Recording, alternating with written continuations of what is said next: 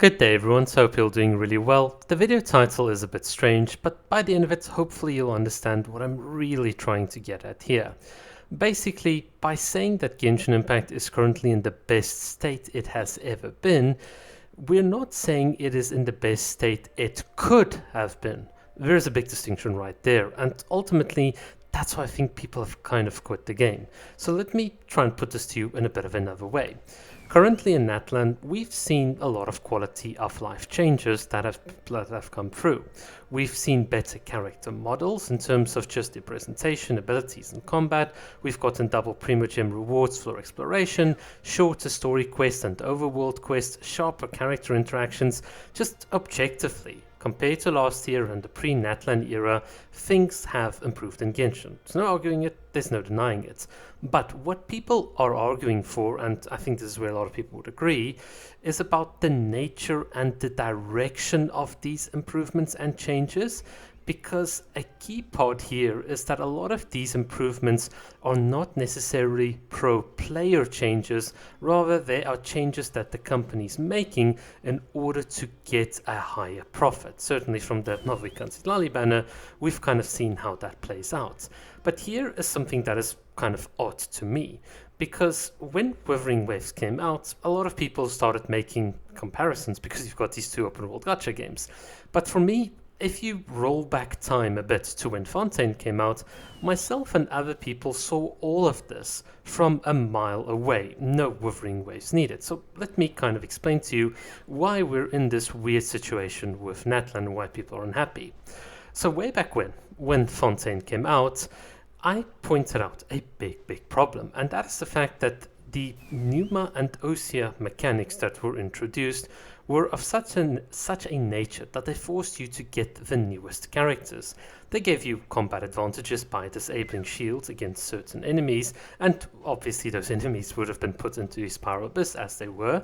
They gave you an exploration advantage by being able to solve puzzles a lot quicker, and you might say, well, okay, this is just 5 or 10 seconds, but it adds up over time.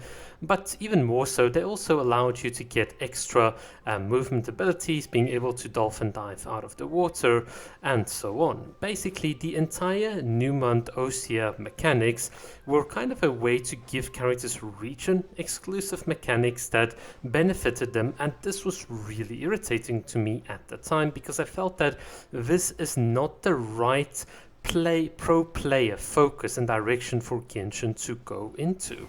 And a lot of people gave me a lot of shit about it. A lot of people said it's irrelevant, you're talking nonsense. But fast forward, what do we now have in Natlan? Well, now we've got the Night Soul mechanic. Once again, a regional mechanic that benefits specific characters against specific enemies with specific exploration advantages that all characters do not have. And what do we also see, like we saw in Fontaine, the newer characters being able to out DPS the older characters. And now a lot of people are complaining about this, which I think for me is kind of really cute. For example, people would say things like, oh, you need to pay $300 for Chaska, but don't worry, in Withering Waves we've got a glide and any character can fly all over. It's just like, that's very cute, but I'm very blasé over it because, to be quite honest, it's such a hollow criticism from people that have not been paying attention, that have not been calling out these issues way back when. And that is just so crazy to me. And that's the thing. It's just like the company keeps on winning because what they're doing is they're putting all the shine and polish on the characters that can do triple the damage the older characters can. And unfortunately, you lose out as a player because the investments and time you've put into your older characters just don't matter as much anymore.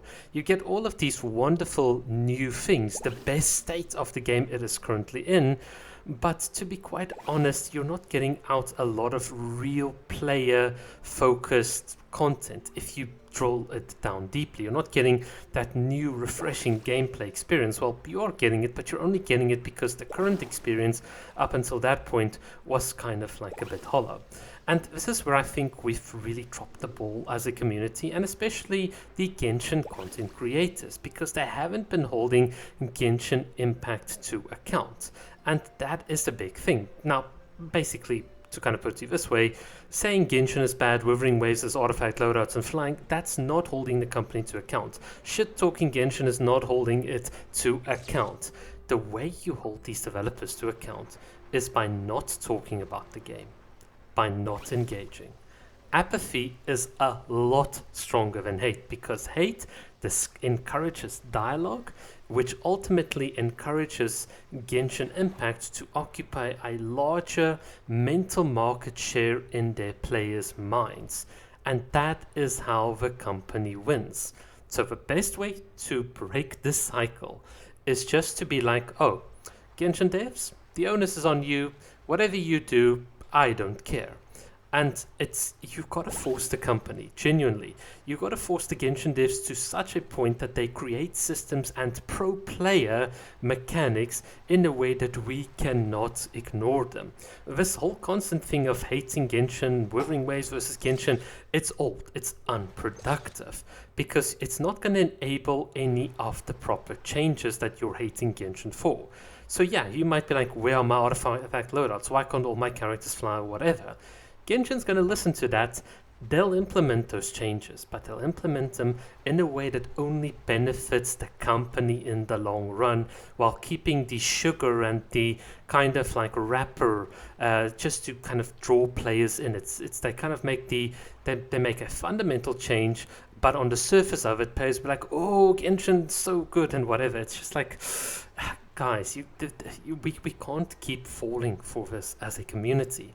And that's why, if you come from a point of apathy where Genshin is not even in your mind anymore, then the developers cannot just implement changes that everyone's complaining about, because these changes would have to be implemented in a way that's more player focused. For example, and this is such a key thing we saw in Honkai Star Rail, they gave you a free limited character, they gave you all of these rewards and all of these goody goods, and people were like, oh, Genshin could never.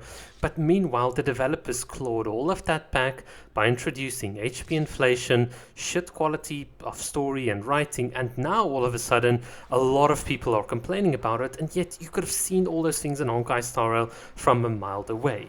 Just know this: generosity from the developers in the form of whether they give you 20 pulls with Mavuika and Citlalia afterwards, that doesn't matter, because they always are going to find a way to claw it back by changing the content or in some way forcing you to engage longer with the game. These developers are not stupid, and that is exactly why I think an approach of apathy is so much stronger, because it's going to really force Genshin to not just be company focused.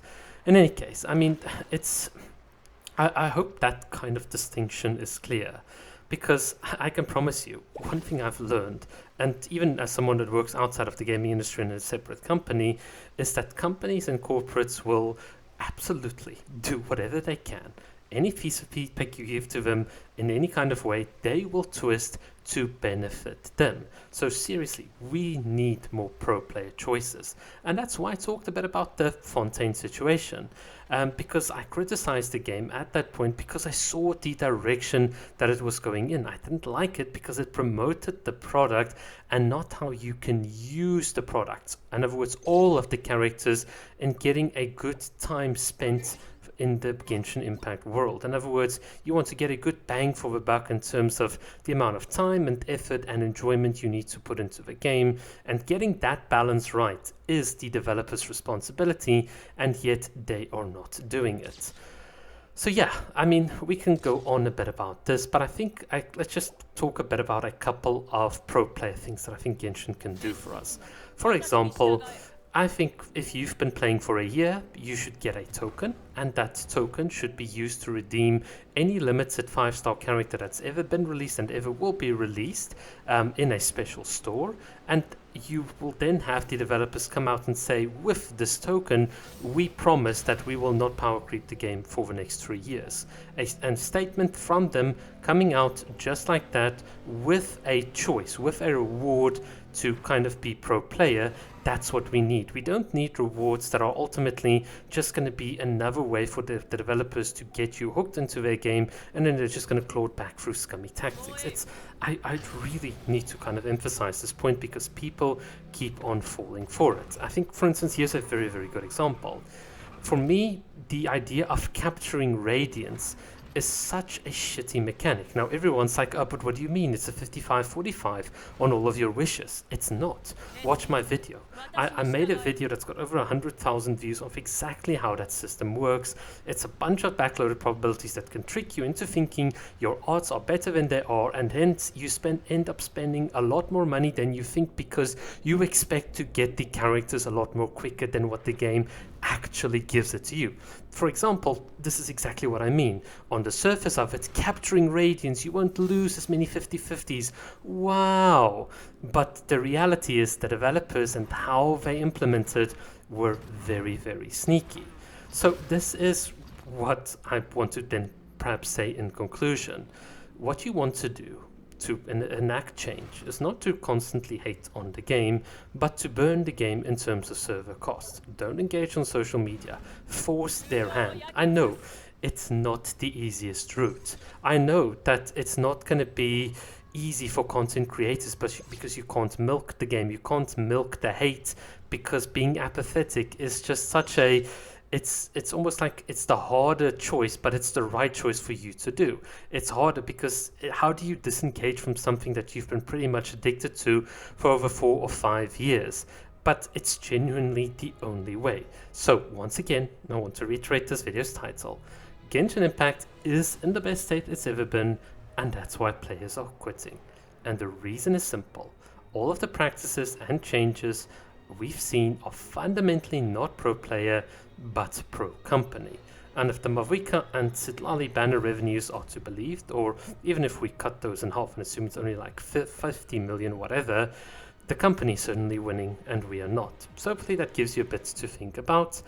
Feel free to disagree, but that is mostly what I've got to say for today's video. So yeah guys, that is pretty much it. Hopefully you've also enjoyed some of the interesting background footage and a little bit of a Kokumi spacey wallpaper here. I just really love it. Okay, that's enough from me. Thanks for watching. Cheers.